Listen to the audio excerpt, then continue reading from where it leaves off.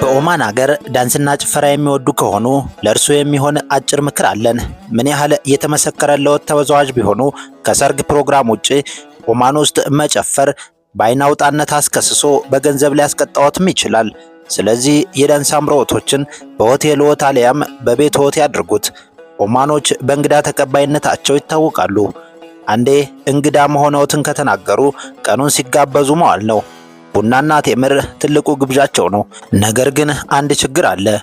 እጅግ ቢደክመዎት የቱንም ያክል ቢጠግቡ ግብዣቸውን በቃኝ ማለት እንደ ንቀት ነው የሚቆጥሩት።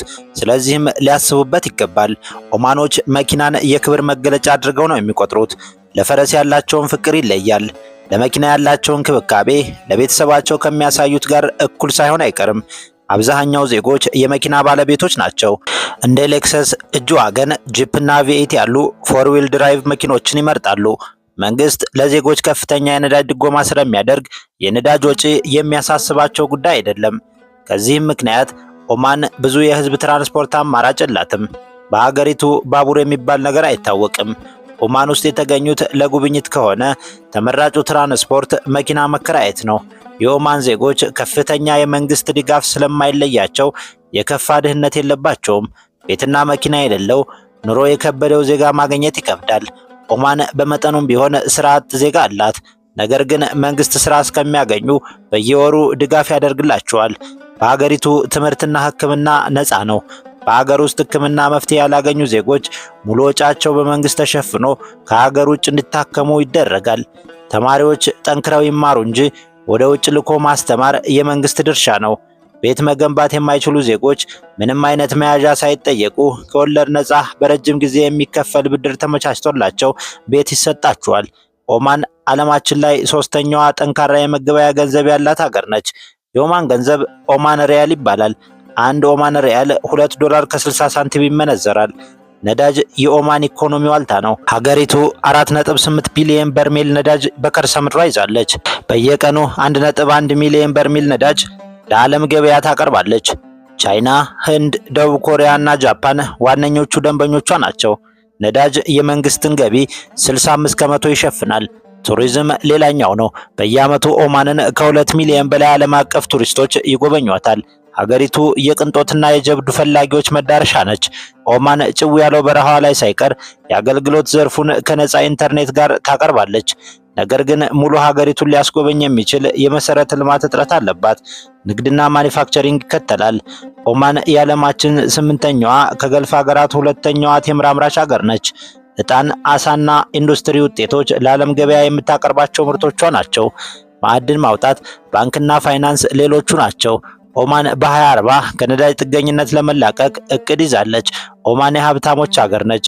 ከ5 ሚሊዮን በላይ ህዝብ ይኖርባታል። ከዚህ ህዝብ ቁጥር 45 ከመቶ የሚሆነው ከተለያዩ ሀገራት ለስራ በስደተኝነት የመጡ ሰዎች ናቸው። የህንድ ዜጎች ይበዛሉ። የባንግላዴሽ፣ የፓኪስታንና የፊሊፒንስ ዜጎች ይከተላሉ። በሀገሪቱ ከ13000 በላይ ኢትዮጵያውያን ይገኛሉ። ኢትዮጵያውያን ሰራተኞች በኦማኖች ዘንድ ተወዳጅነት አላቸው። በታታሪነታቸውና በሰው አክባሪነታቸውም ይታወቃሉ። ከሁሉ በላይ ግን የቡና ባህላችንን ይወዱታል።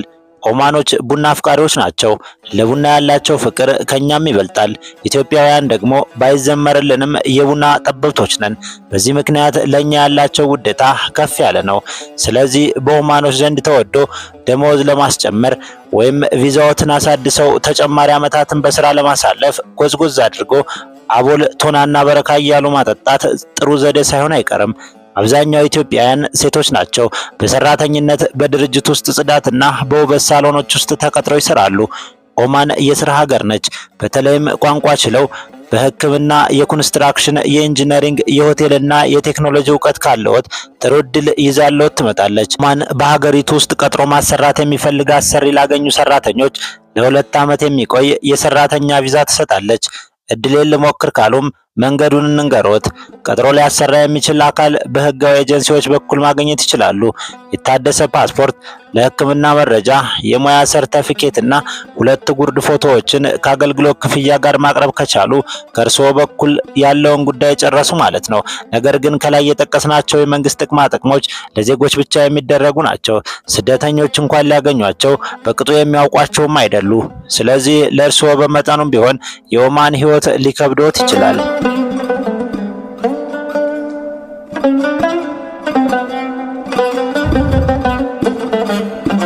ኦማን የዘመናዊነት ታሪክ ውስጥ በተደጋጋሚ የአንድ ንጉስ ስም ይነሳል።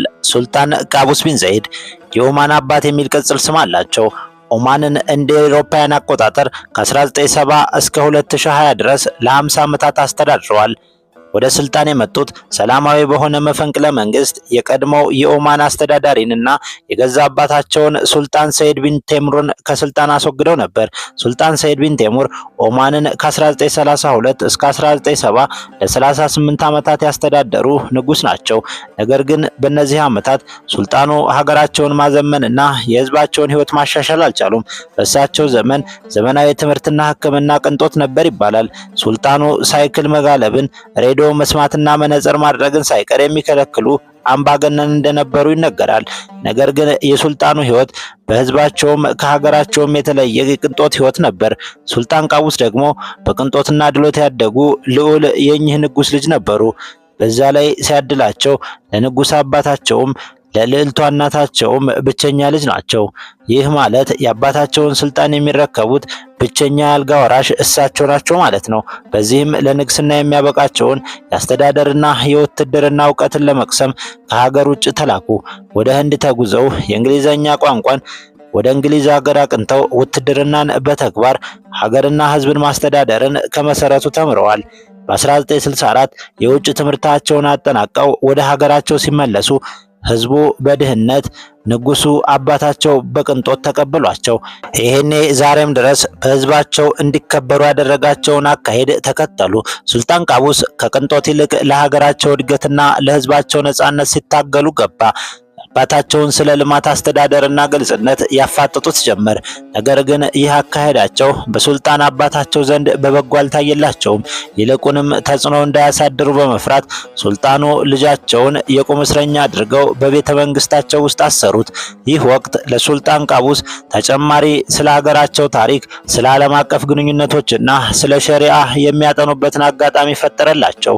እንደ አውሮፓውያን አቆጣጠር በ1970 ቅጣታቸውን ሲጨርሱ አባታቸውን በውስጥ ደጋፊዎች በህዝቡ ትብብርና በእንግሊዞች እርዳታ በመፈንቅለ መንግስት ከስልጣን አነሷቸው። በዚህም ብቻ አላበቁም። አባታቸውን ከሀገር አባረው በግዞት ወደ ለንደን ላኳቸው። ከዚያ በኋላማ ኦማንና ህዝቦቿ በአባትየው ያጡትን ቅንጦትና እድገት በልጅየው እያሳድዱት ጀመር። ሱልጣኑን በዲፕሎማሲያዊ ጥበባቸው፣ በእርጋታቸውና በሃይማኖተኝነታቸው ዲፍን የአረብ ሀገራት ያከብሯቸዋል። እሳቸው ወደ ስልጣን ሲመጡ ለመሰረተ ልማት ማስፋፊያ ጥራታቸውን የጠበቁ ትምህርት ቤቶችና ሆስፒታሎች፣ ዓለም አቀፍ ደረጃቸውን የጠበቁ ፖርቶችን አስገነቡ። ከሁሉ በላይ ግን ኑሮ የከበደውን ዜጋን ለማገዝ የተለያዩ የመንግስት ጥቅማ ጥቅም ፖሊሲዎችን ዘረጉ። ኦማን ለመጀመሪያ ጊዜ ነዳጅ አየችው በ1930ዎቹ ነበር። ነገር ግን በተለያዩ ምክንያቶች ይህንን ሀብት መጠቀም አልተቻለም። እሳቸው ወደ ስልጣን ሲመጡ የነዳጅ ኢንዱስትሪውን በማነቃቃት አገራቸውንና ህዝባቸውን ያዛምኑ ጀመር። በእሳቸው ዘመን ዜጎች ከድህነት ጋር የነበራቸውን ውል ለአንድና ለመጨረሻ ጊዜ ቀደው ጣሉት። አገራቸው ባህሏን፣ ታሪኳንና ሃይማኖታዊ እሴቶቿን ጠብቃ የዓለም አቀፍ የቱሪዝም መዳረሻ እንድትሆን የሚያስችላትን የከተማ ፕላን ፍልስፍናን አጸደቁት። በዚህ ፍልስፍና መሰረት ኦማን ስታድግ ታሪክና እሴቶቿን እያጣች መሆን የለባትም። በዚህም በሀገሪቱ በተለይም በዋና ከተማ ሰማይ ጠቀስ ፎቆች እንዳይገነቡ የሚከለክል ህግ ወጣ። በህጉ መሰረት ኦማን ውስጥ የሚገነቡ ፎቆች ከ4 እስከ 8 ወለል ከፍታ ብቻ እንዲኖራቸው ተወሰነ።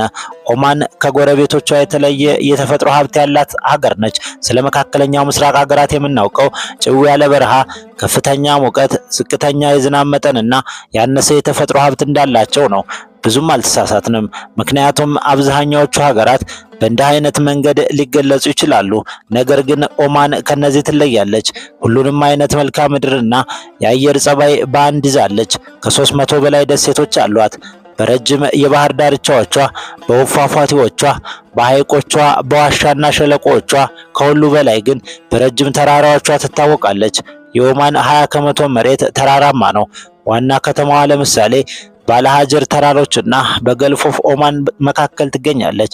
ኦማን በአንዳንድ ክልሎቿ ለ4 ወራት የሚዘልቅ የክረምት ወቅት አላት። እንግዲህ ሰማይ ጠቀስ ህንፃ የማትፈልግበት አንዱ ምክንያት ከጎረቤት ሀገራት በተለየ ተፈጥሮዋን በማስጠበቅ ከአርቲፊሻል የጸዳ ቱሪዝም ማዕከል የመሆን ፍላጎት ስላላት ነው። በግንባታ ርዝመት ፉክክር ውስጥ ከገባን ባህላዊና ሃይማኖታዊ እሴቶቻችንን እናጣለን የሚል ሌላ ምክንያትም አላት። በሱልጣኑ የከተማ ፕላን ፍልስፍና መሰረት ከተፈጥሮ ውጪ ከሃይማኖት ታሪክና ባህል በልጦ ከፍ ሊል የሚገባው ሌላ ግንባታ መኖር የለበትም። ኦማን ዛሬ ላይ ሀብታም ከሚባሉት ሀገሮች አንዷ ነች። እዚህ ደረጃ ላይ እንድትደርስ ትልቁን አሻራ ያሳረፉት እኚህ ሱልጣን ናቸው። ነገር ግን ሱልጣኑ በካንሰር ህመም ይሰቃዩ ነበር። በ2020 ጃንዋሪ 10 በ79 ዓመታቸው ህይወታቸው አለፈ። ሱልጣኑ በህዝባቸው እጅጉን የሚወደዱ መሪ ናቸው። ዛሬም ድረስ ኦማን ውስጥ ስለሳቸው መጥፎ ማውራት ያስቀጣል። እሳቸው ሲያልፉ ኦማንን እንዳስተዳደር የቅርብ ሚኒስትራቸውንና ያጎታቸውን ልጅ የአሁኑን ሱልጣን ሃይተን ቢን ጣሪቅን በሚስጥራዊ ደብዳቤ ተክተው አለፉ። የዛሬው ጉብኝታችንን በዚሁ አበቃን። በሁለት ክፍል የያዝነውን ፕሮግራም ደመደምን። አብራችሁን ስለቆያችሁ እናመሰግናለን። ሰላም።